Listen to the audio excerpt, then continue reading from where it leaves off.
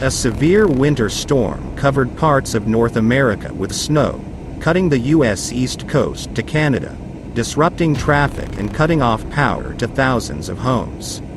Many Americans who were without power, about 120,000 of them on Monday afternoon, appeared to be back online by evening, according to the website Power Outage.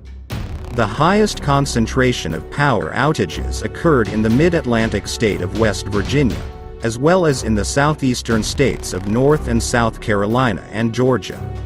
More than 1,700 domestic, to and from the U.S. flights had been canceled by Monday evening, according to flight tracking website FlightAware, in addition to 3,000 the day before.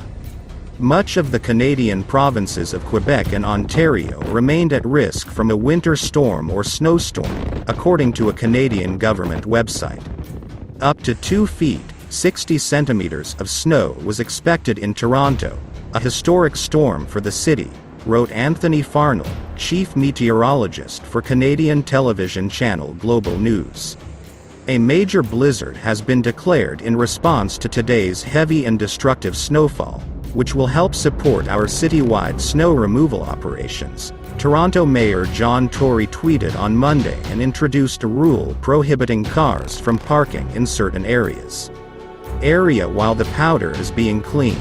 Many schools were closed and school buses stopped running in Quebec and southern Ontario, including the Toronto area. Students were expected to return to classes on Monday in both provinces after the holidays. Monday was a national holiday in the United States, so most schools and businesses were already closed, although many people usually take the opportunity to travel during the long weekend. The U.S. National Weather Service, NWS, said earlier that it expects the storm to slowly subside today, but that snow will continue to fall throughout upper New York and New England throughout the evening. The agency said that the heaviest snowfall was recorded in Ashtabula, Ohio.